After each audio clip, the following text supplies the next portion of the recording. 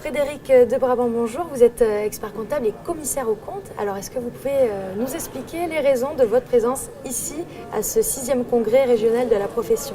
Très bien, donc effectivement, double raison à ma présence ici. Ma toute première raison, c'est mon intérêt pour ma profession, pour l'évolution de ma profession, pour le souhait et la nécessité aussi de rencontrer régulièrement des confrères, puisqu'en fonction de nos pratiques professionnelles, on peut parfois se retrouver un peu isolé, alors qu'en fait, il est toujours nécessaire, d'une part, de se tenir informé de l'évolution inévitable de toutes les lois, tous les règlements, toutes les pratiques professionnelles, mais aussi, c'est très utile de rencontrer les confrères, de pouvoir faire des partages d'expériences, ou même parfois de se réconforter, voyez-vous.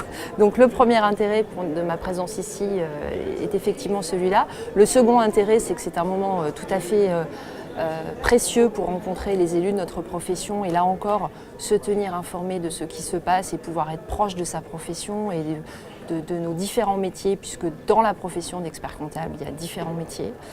Et la troisième raison, effectivement, c'est que je suis intervenante sur l'atelier Impôt sur la fortune immobilière pour pouvoir faire un partage de ce que je peux donner comme précision à mes confrères sur la pratique de ce texte qui fait partie de l'une des évolutions fiscales de cette dernière année, on va dire. Alors parlez-nous justement de cet atelier. Qu'est-ce que vous présentez exactement? Est-ce que c'est pratique?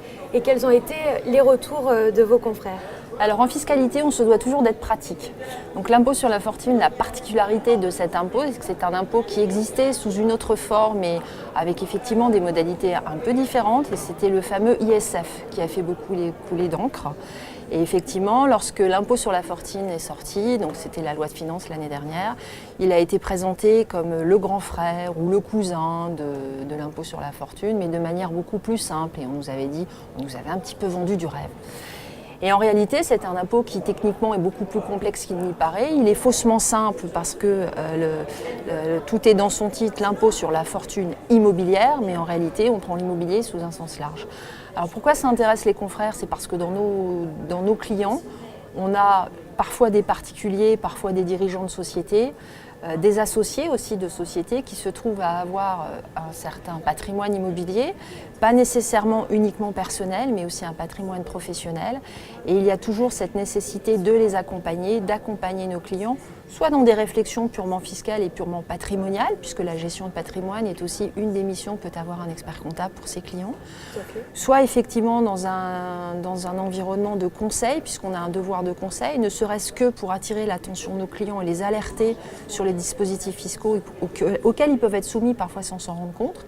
Et puis on a aussi, je dirais, souvent, moi, l'expert comptable, je le définis comme le médecin généraliste de l'entreprise. Et on a souvent une mission de pédagogique et aussi de vulgarisation, de traduction. Voilà, j'aime beaucoup cette notion de traduction des textes pour une application pratique envers nos clients. Et c'est comme tout texte, comme toute chose, pour pouvoir correctement l'expliquer, pour pouvoir correctement remplir notre devoir de conseil, il faut s'être bien approprié les textes et puis avoir bien compris. Ce qui se conçoit bien s'énonce clairement, donc il y a effectivement une part importante à consacrer à la compréhension des textes.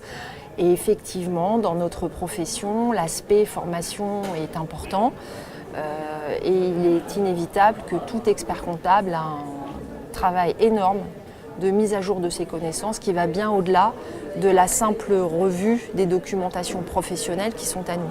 D'où la nécessité et tout l'intérêt par exemple de ce genre de séminaire qui nous permet d'être entre nous, ne serait-ce que d'échanger sur un sujet par exemple IFI tout à fait hors atelier, hors conférence, faire un retour d'expérience et puis confronter ces expériences à ce que moi ou d'autres personnes, notamment Maître Dartignave qui est avocat fiscaliste et qui va co-animer avec moi cet atelier.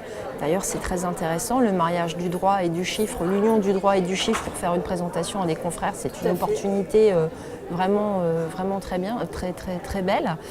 Et effectivement, ça permet aux confrères et à moi-même aussi, évidemment, c'est un enrichissement réciproque de faire des partages et d'avoir une meilleure pratique, toujours au service de nos clients. Je vous remercie. Passez un beau congrès, un agréable Merci beaucoup, congrès. Laurie. Merci.